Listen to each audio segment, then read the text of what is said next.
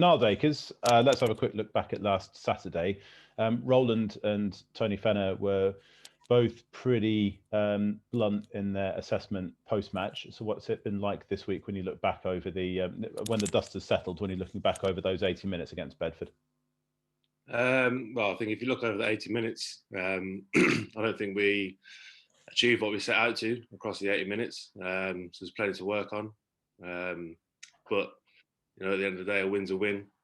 First league game after nearly a year of playing a competitive match, so we'll take that positive. But definitely lots to work on going forward. If there's one word that's been shown over the 3 weeks of pre-season was character. The way the team came back from early deficits against Jersey Saracens. This time you had to come back from a late deficit, and especially after Will Maisie did what Will Maisie does, and it did so often on the Butts Park pitch. But the character in the last 5 minutes and the lack of panic, it seems, speaks volumes. Yeah, I think one thing we said during the week was just to stick to our process, not get too worried about what they're doing, focus on us. Obviously, we wanted to deliver better across the 80 minutes, but I think, like you say, that last 5 minutes sort of showed if we had the mentality of just sticking to what we're doing and do what we need to do, and then I think we have like 3 penalties off the maul and then kick for posts, and then we win the game. So, like you say, it shows massive character just to stay composed and do what we needed to do to win the game. Over the last 3 years, how has the mentality changed around the club in terms of expectations? I don't know. I don't know if the expectations changed. I think when I first came, around 3 years ago, it was in that National One winning season. I think Roland said then early doors like what the ambitions were, and that we wanted to be a club on the up. And now, obviously, we're a step above like where we were when I first joined, and the ambition's still there. Like, we want to keep pushing and keep challenging at the top of this league and moving forward, and just be the best team in this league and be the best we can. And then from year 1 into year 2 and now year 3 in the Championship, you're finding that the difference that you start talking about the more incremental gains that start to differentiate the teams at the top of the table, and that difference between the difference between 8th to 4th, for example, and now 4th, and then looking to go 3rd or potentially higher. Yeah, I mean, in the past, we would I'd say take the National One year, for example, and we'd probably have more comfortable score lines and winning most of our games. And I think even then we would have stuff where, even though we might have got a convincing win, we can still look back at our performance and highlight areas that we needed to improve. And it's one of those things you say at the time, we got away with it today, but against the better side, they'll punish us, and we won't get away with it. And then now we are where we are. You start to see that. So you play against more competitive sides, and like the last couple of weeks of Saracens, for example, we had good performances, but then a little error, silly turnover or something, and they'll capitalise that and score. And that was exactly have a good team capitalising on those errors that we speak about. The other C as well, not just character, but then confidence, is that how much, despite the performance which you've spoken about, which Roland and Tony and other people have spoken about, despite that, how much confidence do you then take away from that last 5 minutes that everything worked? You got to take a lot of confidence from it, and like I said, the confidence that if we stick to what we want to do and how we set our stall out going into the game, that if we achieve that, we'll get the results we wanted. So if we're confident with our process and our ability, the classic case of you take care of that and the result will take care of itself. This weekend's trip to Doncaster was the scene of the last away game. It was the scene of the last game in last season's Championship, as it turned out.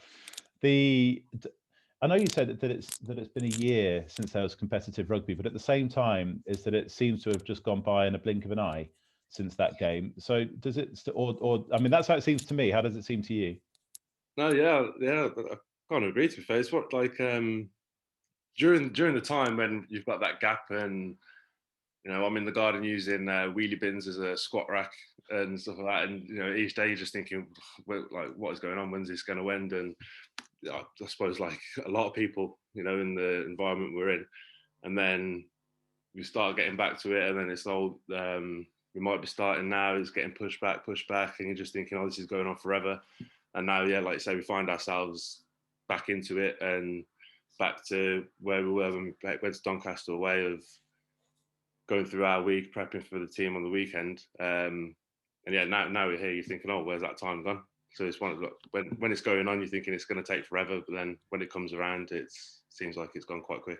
We'll come back onto the wheelie bin thing in just a minute, but but stick with that Doncaster though, because I think memories are still actually pretty fresh because there's been no rugby in the interim period, but memories are still pretty fresh of the performance that the team put in that day, which was one of the best performances of last season. So do you take, is it the same for you guys with so many similar players going up and the core of the squad's the same in terms of the confidence going to Castle Park this week must be pretty good? Yeah, I think it hasn't been something we've necessarily spoke a lot about last time we were there. Like I say, it's more about focus on us and our processes in the week. But yeah, I suppose for those guys that did go up there last year, might be in the back of our heads that we actually had a good performance there, and that was probably the point of this of a season where we started to see our work paying off, and we put a good performance in on the pitch, and then obviously lockdown happened and everything else, and it got cut off. So it's a case of hopefully we can start picking back up where we left off. What are you expecting from Doncaster? Because again, they had a bit of a struggle at Amstel on Sunday, but they came away with it with a win again. So both teams are going into it off the back of similar results, and the two clubs are pretty similar in terms of the size and the ambition. Yeah, well, I think it'll be they're at home, we're coming up there, and like you say, it was a good game last time we went up there. I think obviously they're going to be rolled up and wanting to get that win under their belts at home, and we want to go and get a win on the road.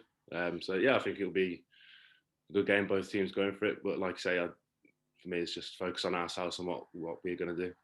And assuming that you're picked and in the 23, then it's going to be your 50th appearance in the first team shirt. It's probably taken about a year longer than you thought it would have done, obviously because of your knee injury. But to get to that number of appearances within the team, what does it mean for you?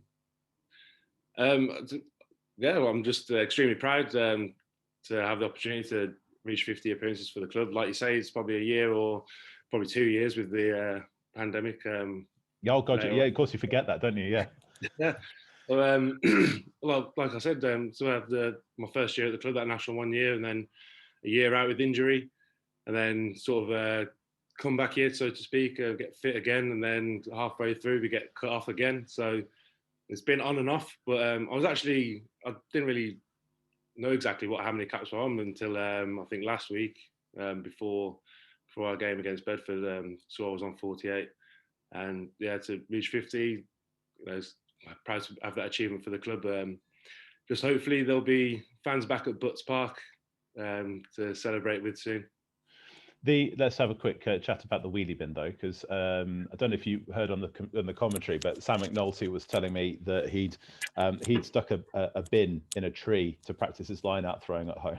All right, okay. Yeah, I don't know if that's a good analogy, throwing the balls in the bin. but then you've used wheelie bins as a squat rack, as you say. What other bits of ingenuity have you heard of around the squad, or that you've done aside from that in terms of to keep yourselves fit? I think there was one thing where was it one of the Franks brothers, I think, was videos doing using a truck or something to practice, to pull to keep his legs strong. I can't think off the top of my head about it sort of that, but yeah, myself, I had a few bits in the garden, obviously not access to a full gym or anything, and I was looking around thinking, oh, I need something to get this bar off the ground. There's a couple of wheelie bins in the garden, so yeah, thought on my feet and did that, and I think everyone just sort of made the most out of whatever they had at hand. Going down like a local park and running there. I think one time I might have loaded a few carry bags with bricks to act as weights a couple of times, but just doing anything you could to keep active, really.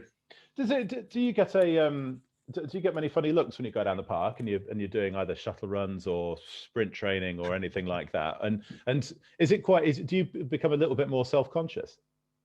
Well, to be honest, I'm always kind of one of the people. I prefer to work in at the club ground or something like that. In times past, in the off season, I'll try and get down the club and do sessions there. So yeah, it was one of them where beggars couldn't be choosers, so you go down the local park. But yeah, if I timed it around the school run, and there's kids coming past on the way home and thinking, why is this guy running so hard and looking as dishevelled as he is, and not having a fun and having a kick about like those guys over there. But it had to be done, really. Right. Random questions time. Choose a number between 1 and 16. 4. What is the one thing that you own that you should throw out? Should throw out. Some people might say games console, but I wouldn't agree. I should throw out. Probably some old T-shirts that are probably around 10 years old. Why? Is that just because they've got lots of holes on, or have they got sentimental value? Is that why you don't? I just haven't thrown them away. They're probably just sitting in the wardrobe collecting dust. Right, another one. Apart from 4, 1 to 16. Apart from 4. 7. What's the best bit of banter you've ever heard or have been a part of? That's broadcastable. I was gonna such a long list. Oh, you put me on the spot there. Best bit of banter. Yeah, we'll go on. So at the club, like each week, we like to do like a bit of a player-led fines kind of thing. So someone's wearing the wrong kit or done something silly, like might make them roll the dice or get a little punishment. Over the Christmas period, Nick Dolly, who is a PT, runs a fitness page, Build You Fitness. There's a plug for him. He did I think it was a 5,000 calorie challenge, or maybe more, or it might have been 10,000. It was a high calorie challenge, and so he was going about his day and just getting as much food in as possible. And then one point of the clip, I think he got a McDonald's and a Domino's, but he failed to finish all of his Mackey's fries. So when we had our player fine meeting, one of the punishments we had for him was, we said, obviously we're training at the moment and calories are important, but saw you did your challenge but failed to complete your meal. So we went out the day before and I got him a portion of fries that I, did him a favour, kept him in my fridge overnight, brought them in, and gave him 30 seconds to eat these cold fries in front of the boys. I think he tried to do it all in one, chuck it all in his mouth, but he couldn't even chew it. I think he ended up spitting it in the bin. Oh, cold fries. That's just wrong. That's just wrong on so many levels. It was good entertainment though. Which one did you go to? 12. 12. What's the last app you downloaded? Last app I downloaded, I think it was probably something boring like the Tesco Club Card app. How many points you got? I'm not sure. I think I got some badges the other day though.